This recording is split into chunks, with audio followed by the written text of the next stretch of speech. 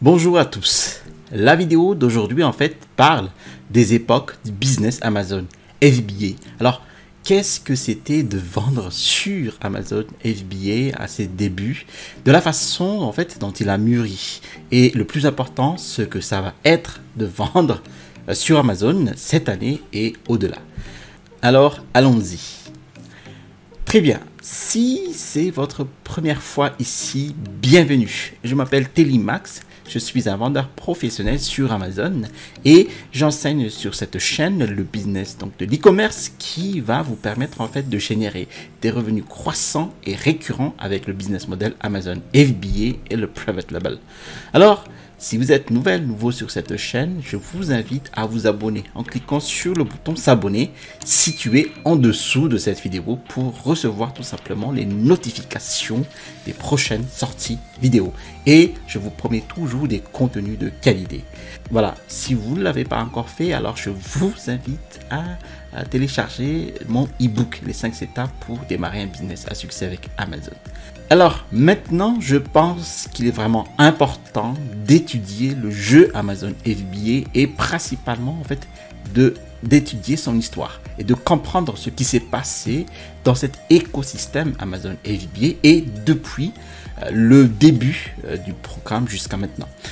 Donc, je regarde vraiment jusqu'à ce point de l'histoire en termes de vendeurs, de marques propres ou de private label en termes de 3 époques différentes. Alors, nous allons aborder en fait tout cela aujourd'hui. Alors, restez jusqu'à la fin. Je vous invite à rester jusqu'à la fin de la vidéo car je vais aborder en fait le sujet le plus croustillant vers la fin, l'ère actuelle et l'avenir du business, ce que vous pouvez vraiment faire pour vous positionner pour le succès à mesure que la dynamique change et que l'environnement en fait de vente change sur Amazon. Donc, la première ère Amazon FBA, eh bien, je l'appellerai ici simplement l'ère des fonceurs en fait. C'est vraiment, je dirais, 2017 et avant, vraiment en quelque sorte en fait menant à l'ère du début 2013 vers 2017, lorsque la plupart des vendeurs Amazon à un stade précoce en fait ont commencé à s'y lancer. Mais vraiment cette période de 4 ans, je pense, peut vraiment être décrite comme les entrepreneurs de race pure, les fonceurs de race pure, les gens qui ont poursuivi leurs idées de vente de produits sur la plateforme avec peu ou pas d'informations. Et donc, ce sont des gens qui ont peut-être commencé à vendre sur d'autres plateformes telles que eBay, qui ont vraiment réussi sur eBay, puis ils ont commencé à voir des opportunités se produire sur Amazon lorsqu'Amazon a ouvert justement son programme 3P. Alors, ils se sont dit, ok, je peux le faire. Bon, cherchons en quelque sorte un produit. Bon, achetons-le, envoyons des articles sur Amazon et voyons ce qui se passe. Alors, ces personnes ont été fortement récompensées sur la base de l'avantage des premiers primo-arrivants, étant les premières personnes justement à être vraiment entrées dans l'inconnu, à prendre ce risque et à le comprendre avec peu ou peu données d'informations. Alors, c'était un peu décent. Ils prospéreraient, réussiraient, d'accord? Vous pourriez payer pour les avis pendant cette période, d'accord? Vous pouvez payer donc des personnes pour mettre des avis sur votre page produit. Alors, nous voulons donc qu'une stratégie pour obtenir des avis serait aussi simple. Alors, c'était une rémunération pour jouer, un moyen en fait d'obtenir des avis. Alors, bon nombre de ces stratégies de réussite consistaient franchement à être le premier à vendre et à être à l'aise en fait avec des informations inconnues et des risques inconnus. Alors, je dirais qu'à la sortie de 2017, eh bien, le concept a commencé à changer un peu. Et ensuite vient l'ère de ce que j'aimerais appeler ici les vendeurs sur données d'Amazon. Alors, ils vendent en fonction des statistiques de vente à la hausse d'un marché donné. Alors, pour ce faire, ils utilisent des outils de récolte de données tels que Jungle Scout, qui a commencé à émerger, puis plus tard Helium 10 qui est entré dans l'espace. Alors Jungle Scout et Helium 10 étant les deux plateformes logicielles principales dans l'espace. Mais certaines personnes futées ont aussi exploité les données de classement BSR ou le Best Seller Rank, donc les classements de vente des pages produits sur Amazon. Et ils ont commencé en fait à recouper des informations qui ont permis par la suite aux vendeurs de prédire quel serait justement le potentiel de gain pour les produits potentiels. Alors, il a commencé à quantifier aussi et à fournir des outils d'analyse autour des mots-clés pour le SEO, donc le référencement et le classement sur Amazon. Et alors, comment pourriez-vous non seulement lancer un produit et réellement récolter ces métriques qui comptent en termes de référencement et de classement de mots-clés?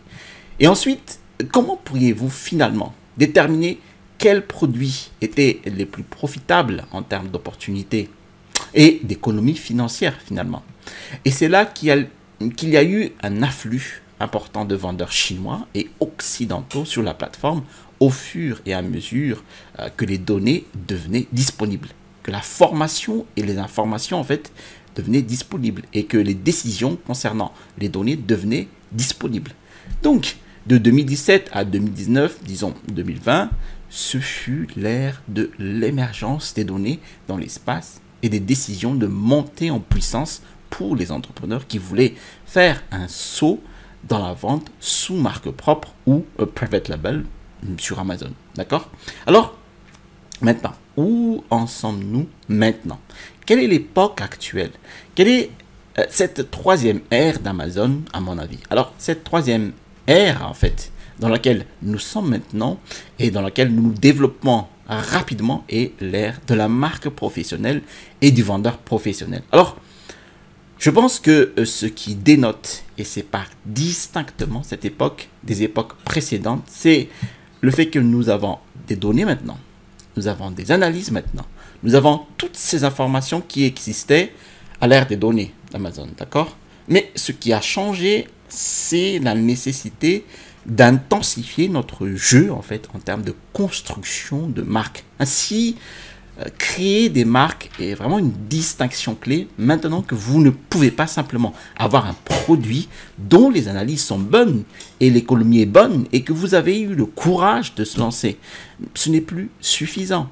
Vous devez avoir maintenant un autre différenciateur qui distingue vos offres des milliers d'autres offres concurrentes, des marques propres, et réfléchissez à la façon de vous créer une entreprise normale en dehors d'Amazon. Et beaucoup de ces mêmes stratégies sont maintenant nécessaires sur la plateforme Amazon pour réussir. D'accord? La deuxième chose est vraiment de créer et de gérer une entreprise de manière professionnelle et de comprendre toutes les nuances des opérations, de l'approvisionnement, des finances, de l'économie et du marketing. Alors, toutes ces choses font maintenant partie du besoin essentiel d'avoir des compétences en fait pour être efficace dans cette nouvelle ère. Avant, en fait, il y avait beaucoup plus de simplicité dans les chaînes d'approvisionnement et la structure opérationnelle. Vous pouvez aller trouver dans une usine aléatoire sur Alibaba, par exemple, dans la plupart des cas, tant que vous avez des ressources, n'est-ce pas? Et vous avez compris les analyses. Vous pouvez les envoyer aux entrepôts Amazon FBA et ne jamais les toucher, ne jamais avoir à vous en soucier. Il y a vraiment une capacité de stockage illimitée si vous êtes prêt à payer pour cela, d'accord? Vous pourriez donc être assez moins regardant avec la chaîne d'approvisionnement. Vous pouvez être moins regardant pour identifier les usines. Vous pourriez être relativement moins regardant quant à l'identification des opportunités et tout de même le faire fonctionner. Et alors, cette époque est révolue. Si vous pensez que vous allez réussir en utilisant, on va dire, le playbook de l'ère des données d'Amazon, eh bien, ce sera une bataille sanglante, vraiment, vraiment rude pour vous d'aller de l'avant. D'accord? Donc, maintenant, je vous donne ici quelques points clés que vous devez pouvoir faire pour réussir sur Amazon dans cette nouvelle ère. Alors, premièrement, vous devez réellement réaliser qui vous affrontez. Vous êtes confronté, en fait, maintenant à des vendeurs plus professionnels. Plus de 5 milliards de dollars ont été injectés dans l'espace seulement l'année dernière pour ces grands investisseurs institutionnels professionnalisés qui achètent en fait et étendent des marques Amazon dans l'espace, alors que certains d'entre eux ont beaucoup à apprendre sur le fonctionnement d'Amazon. Et à un moment donné, en fait, ils vont le découvrir ici au cours des 2 prochaines années, le fonctionnement du business. Et ils vont être bons dans ce domaine. Et ils vont avoir des équipes, ils vont avoir des investissements, ils vont avoir le fonds de roulement pour vraiment faire un effort là-dessus. C'est donc le genre de personnes contre lesquelles vous êtes potentiellement en compétition. Vous êtes aussi potentiellement en compétition avec des gens qui sont dans le jeu depuis peut-être 3, 4, 5, 6 ans maintenant et qui ont accumulé cette expérience, accumulé ce capital. Et ils vont pouvoir apprendre plus de morceaux, ils vont pouvoir récupérer plus de morceaux du gâteau que vous, si vous n'êtes pas prêt pour la bataille.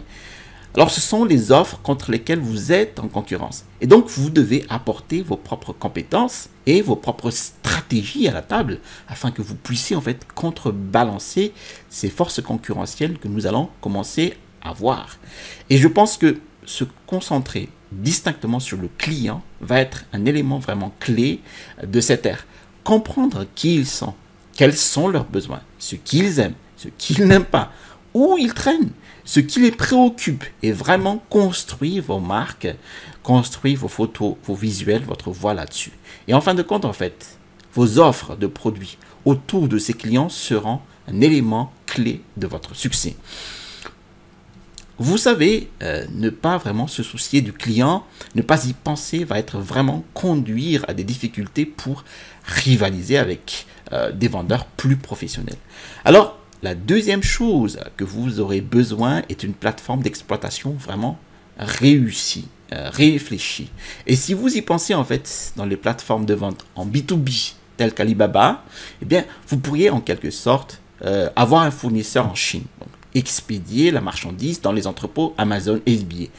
Ne jamais la toucher, ne jamais la voir, ne jamais vraiment avoir trop vous inquiéter sur le stock à part le réorganiser, d'accord? Et c'est vraiment ainsi que lorsque je suis entré dans le jeu, cela s'est présenté. Je n'ai jamais eu à me soucier de l'entreposage et de l'expédition. Je n'ai jamais eu à trop penser à autre chose qu'à m'assurer que j'avais assez de stock et pour ne pas être en rupture de stock. C'était le but premier. Vous devez évidemment vous soucier de ne pas être en rupture de stock. Maintenant, mais avec un peu plus de complexité en fait. Il est beaucoup plus difficile de sécuriser actuellement les navires en amont, en Asie, si c'est là que vos usines se trouvent, uniquement en raison en fait de la congestion, de la demande accrue et des perturbations qui se sont produites dans le supply chain, donc la chaîne d'approvisionnement mondiale. C'est beaucoup plus cher. En fait, il y a beaucoup plus d'inconnus, de coûts qui entrent en ligne de compte. Vous avez absolument besoin maintenant d'un entrepôt. Cela ne signifie pas que vous devez physiquement posséder un ou exploiter un entrepôt, mais vous devez avoir par exemple des partenaires pour l'entreposage qui ont du sens d'un point de vue économique finalement pour organiser votre stock et alimenter au goutte à goutte ce stock sur Amazon. C'est juste que vous ne pouvez pas survivre maintenant sur Amazon sans cela. Il y a des restrictions de stock au niveau d'Amazon. Bon, il y a plusieurs vendeurs Amazon qui m'ont fait cette remarque. Il y a des restrictions de stock sur Amazon car ils sont pleins à craquer. Ils veulent plus avoir des stocks qui ne se vendent pas. Ils veulent tirer le meilleur parti de leurs entrepôts. Il n'y a tout simplement plus moyen d'expédier tout ce que vous voulez directement dans les entrepôts d'Amazon. Surtout si vous lancez des produits, surtout si vous grandissez et évoluez. Donc, vous devez comprendre le fonctionnement des entrepôts 3PL. Et vous devez également comprendre ces couches supplémentaires et complexité sur les coûts. Nous avons des environnements tarifaires qui ont été assez dynamiques ici au cours des 3-4 dernières années, alors que nous avons émergé dans cette ère professionnelle. Les structures de coûts d'expédition ont vraiment radicalement changé. J'en ai parlé dans une vidéo précédente en fait sur les augmentations de coûts, mais avant, vous savez, cela partait à 3 000 $ pour expédier un conteneur. Maintenant, c'est plus de 12 000 à 15 000 $ pour expédier un conteneur. et les coûts de paiement par clic ou publicité sur Amazon augmentent. Il devient de plus en plus cher de payer pour jouer. Et donc, avec toutes ces forces qui arrivent, cela vous oblige en fait à faire 2 ou 3 actions. Alors, premièrement, vous devez comprendre comment naviguer, exploiter et configurer en fait votre entreprise pour pouvoir exister avec toutes ces dynamiques en cours. Mais pour en revenir à l'image de marque en fait maintenant, vous devez pouvoir réussir à mon avis avec des offres premium, à prix premium. Car il y a beaucoup d'inconnus avec les coûts. Il y a beaucoup d'inconnus avec le ROI, donc retour sur investissement, l'économie, des retours. Il y a juste des choses qui n'existaient pas auparavant en fait en termes de coûts, qui existent maintenant et qui existeront à l'avenir, que nous ne pouvons même pas nécessairement planifier. Alors, vous devez avoir le tampon de pouvoir vendre, d'accord? Pas seulement à ce prix.